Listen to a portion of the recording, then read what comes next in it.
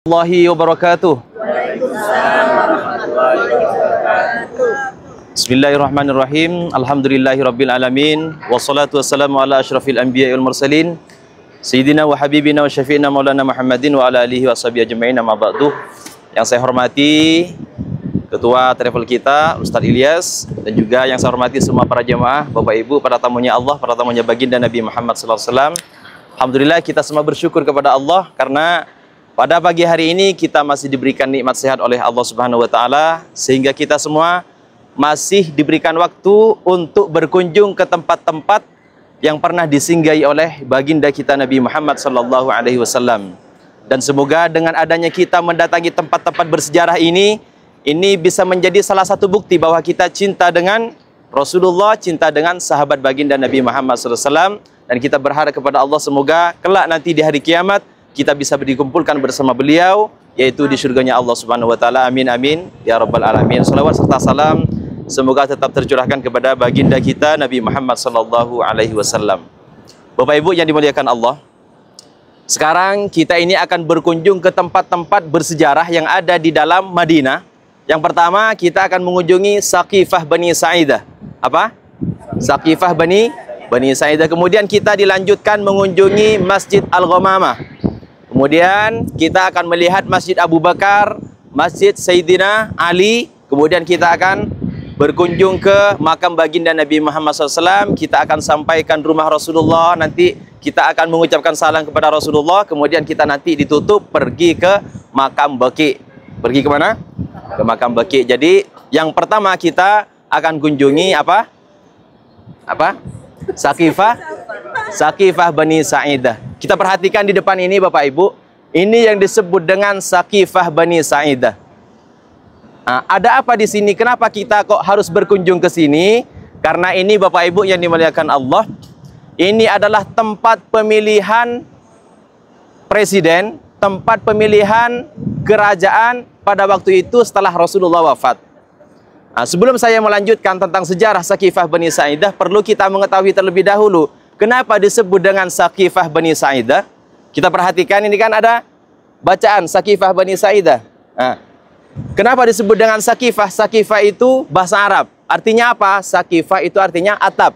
Jadi Saqifah ini dikembalikan kepada bahasa Arab aslinya itu adalah saqafun, yang artinya adalah atap. Loh, kenapa disebut dengan atap? Karena pada zaman itu di sini adalah sebuah rumah, sebuah tempat, yang mana di sini ada sebuah atap, dan yang berduduk di sini adalah Bani Sa'idah. Siapa Bani Sa'idah? Bani Sa'idah itu adalah kaum Khazraj sama kaum Aus yang datang dari Yaman ke Madinah sebelum datangnya Nabi Muhammad SAW. Ketika Rasulullah sebelum datang ke Madinah, kaum Aus sama kaum Khazraj ini bukan agama Muslim. Kemudian setelah datangnya Rasulullah dari Makkah ke Madinah, berhijrah ke sini, akhirnya mereka semua masuk agama Islam. Nah, inilah muasalnya penamaan dari apa? Saqifah Bani Sa'idah. Jadi Saqifah, Saqfun itu artinya apa? Atap. Bani Sa'idah itu siapa? Kaum Khazraj sama kaum Aus yang datang dari mana? Dari Yaman. Itulah asal muasal dari penamaan Saqifah Bani Sa'idah. Kemudian apa peristiwa yang terjadi di sini? Peristiwa yang terjadi di sini adalah dikembalikan kepada sejarah yang terjadi di zaman Nabi Muhammad SAW. Jadi Nabi Muhammad itu pada waktu itu wafat pada hari Senin. Yang mana pada waktu itu bangsa Arab ini dipimpin oleh siapa? Baginda Nabi Muhammad SAW. Kemudian setelah Rasulullah wafat pada hari Senin, orang-orang bangsa Arab ini semuanya pada bingung, pada sedih. Kenapa? Karena pemimpin bangsa Arab pada waktu itu yang dipimpin oleh Nabi Muhammad SAW, beliau sudah meninggal dunia. Kemudian kaum Ansor setelah Rasulullah wafat pada hari itu, langsung kaum Ansor mengadakan perkumpulan di ini Bapak Ibu.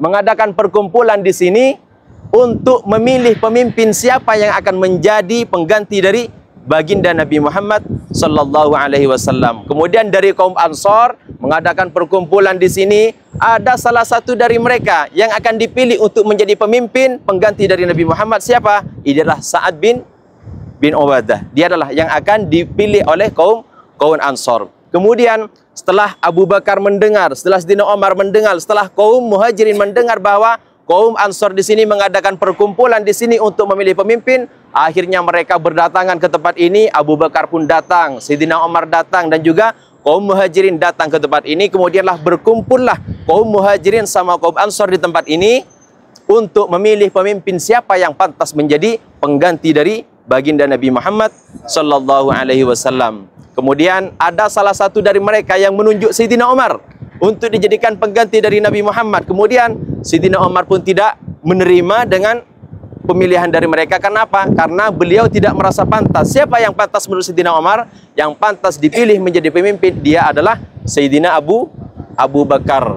Sayyidina Abu Bakar di sini. Kemudian Sayyidina Abu Bakar diambil tangannya oleh Sayyidina Umar, kemudian dibawa ke depan orang banyak, kemudian dibaiat, dipilih menjadi pemimpin pengganti dari baginda Nabi Muhammad sallallahu alaihi wasallam. Jadi tempat ini Bapak Ibu adalah tempat pemilihan presiden, tempat pemilihan pemimpin ketika Nabi Muhammad sallallahu alaihi wasallam sudah meninggal dunia. Pada waktu itu Rasulullah meninggal hari Senin.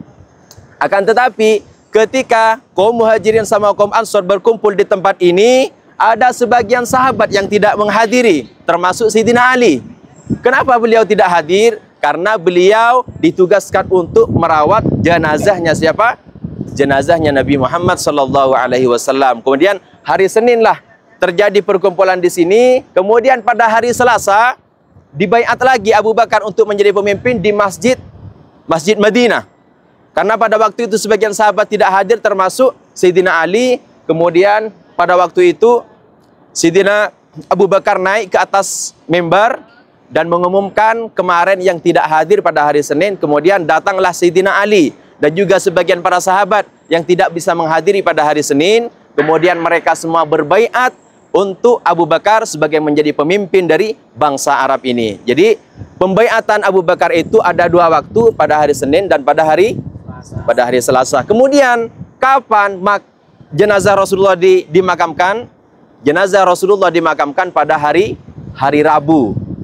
Jadi wafat pada hari Senin, dimakamkan di hari Rabu. Di mana makam Rasulullah? Nanti kita akan berkunjung ke sana.